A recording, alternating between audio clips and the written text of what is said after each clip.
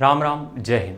तो किताबों के बारे में आज बात करेंगे। देखो, किताबों के बारे में एक चीज़ बोल दें, तुम्हें अगर सर्च करोगे किताबों के बारे में 75 वीडियो मिल जाएंगे, ठीक है। और यार, ये जो चैनल है, ये जो सरकारी स्कूल है, ये बहुत ट्रस्ट का चैनल है। मतलब कि इस चैनल के ऊपर लोग बहुत ट्रस्ट करते हैं, तो हम कुछ भी ऐसे चीज़ें नहीं बक देते हैं। इसलिए हम पहले ब्रीफ देते हैं कि किस तरीके से तुम कर सकते हो, उसके बाद हम अपना सजेशन तुम्हें देते हैं।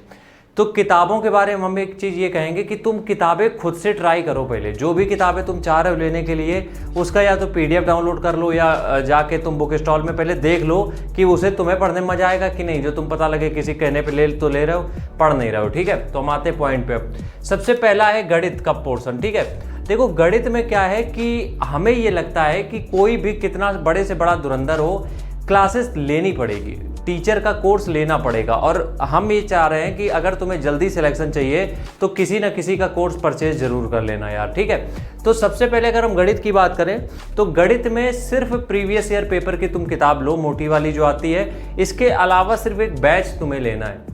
बैच जब लोग किसी का भी बैच इनरोल करते हो, वो जब भी टॉपिक खत्म करते हैं तुम्हें 100 से 150 क्वेश्चन की एक सीट देते हैं। उस सीट को तुम्हें सॉल्व करना होता है। लेकिन ध्यान ये रखना है तुम्हें कि कभी भी किताबें जमा नहीं करनी गणित की, क्योंकि वो जो कंटेंट वो पढ़ा रहे हैं वही किताबों में मिलेगा। तो क्यों फालतू में किताबों को में समय खपाना है अपना। तो जो टीचर पढ़ा रहे हैं अब उसको तुम नोट्स बना लो। टीचर जो पढ़ाए उन्होंने नोट्स बना लिया तुमने, अब उन नोट्स को अपना सेपरेट एक क्लास नोट्स, अपने खुद के क्लास नोट्स बना लो। टीचर ने जो पढ़ाया उसके तुमने नोट्स बना लिए, वही तुम्हारे क्लास नोट्स हो गए। अब यही जो तुम्हारे क्लास नोट्स हैं, इसी को पढ़ के रिवीजन करके तुम उनकी जो सीट होगी वो सॉल्व करोगे और उससे तुम आ जाओगे प्रीवियस ईयर पेपर में। एक किताब जरूर खरीद लेना, इंस्पेक्टर चालीसा करके आती है, कैलकुलेशन के लिए बढ़िया किताब है। उसके बाद है सामान्य ज्ञान। ये थोड़ा सा दिक्कत वाली चीज़ें हो जाती है, इसमें हमने करंट अफेयर्स नहीं रखा है। अभी करंट अफेयर्स के बारे में हम बता देंगे बाद में। एनसीईआरटी किताबें, अगर पैसा है तुम्हारे पास किताबें ले लो, अगर नहीं है पीडीएफ आती है, सब डाउनलोड कर लो। एक बार हर एक एनसीईआरटी से गो थ्रू हो जाना, मतलब एक बार पढ़ लेना, एक रफली रीडिंग 3 से 4 बार दे देना उसको। इससे क्या होगा कि जितना तुम ये रीडिंग दे दोगे उसको, तो उससे फायदा यार ये होगा कि तुम अच्छे से बाद में किताबें पढ़ पाओगे। समझाते कैसे, एक बार तुमने एनसीईआरटी खत्म करी, 2 बार खत्म करी, 3 बार खत्म करी, बहुत ज़्यादा टाइम नहीं लगेगा, पतली पतली किताबें होती हैं। तो जब तुमने ये खत्म कर ली, लूसेंट को खत्म करने में तुम्हें बिल्कुल कम समय लगेगा।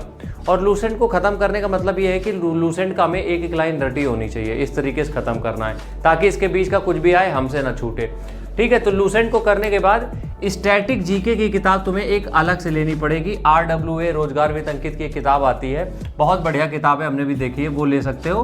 वरना कोई भी स्टैटिक की अलग से किताब ले सकते हो तुम, ठीक है। और उसके बाद प्रीवियस ईयर पेपर हो जाएंगे। तो मेनली देखो, एनसीईआरटी तो तुम पीडीएफ से ही पढ़ सकते हो। मेनली इसकी 2 किताबें हैं, लूसेंट और स्टैटिक जीके। वैसे लूसेंट का अब जो अपडेटेड वर्जन है उसमें भी स्टैटिक है, अगर देखो तुम्हें समझ में आ रहा है उससे तो उससे ही पढ़ सकते हो, नहीं तो स्टैटिक के लिए अलग किताब एक ले सकते हो। और एनसीईआरटी को खत्म करने के बाद इसको दोबारा उठाना भी नहीं, क्योंकि सब कुछ तुम्हें फिर इसमें मिल जाएगा, ठीक है। ये हो गया। करंट अफेयर्स की अगर बात करें तो पेपर के 45 दिन पहले 2 बुक्स ले लेना बस।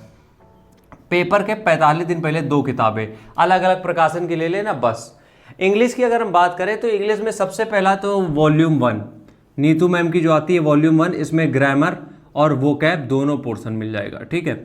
ये हालांकि वोकैब इतना ज़्यादा नहीं है इस किताब में, लेकिन फिर भी तुम ले लेना, तो वोकैब तुम्हें इसमें कवर हो जाएगी, ग्रामर पोर्शन तो कवर हो ही रहा है, ठीक है।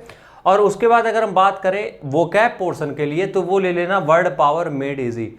अब वर्ड पावर मेड इजी का मतलब क्या है कि इसमें बहुत सारे तुम्हें वर्ड मिल जाएंगे, तुम्हें रूट वर्ड्स मिल जाएंगे, तो समझने में आसानी रहेगी, ठीक है। ये ले लेना, 100-125 रुपए की किताब आती है, इतना ज़्यादा कुछ नहीं होता है। एक बेसिक अंडरस्टैंडिंग बिल्ड हो जाएगी वोकैबलरी को लेकर, ठीक है।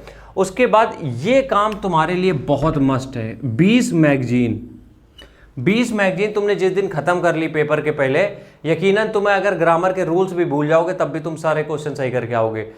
क्लोज टेस्ट की बात करें, कॉम्प्रिहेंशन की बात करें, स्पेलिंग मिस्टेक की बात करें, अगर वो सेंटेंस का जो अरेंजमेंट होता है उसकी बात करें, और PQRS की बात करें, जितने भी इस तरीके, कोई भी इस तरीके का आता है जिसमें एक पैराग्राफ होता है, पैसेज होता है, वो इससे कवर हो जाएगा, मैगजीन या फिर अखबार।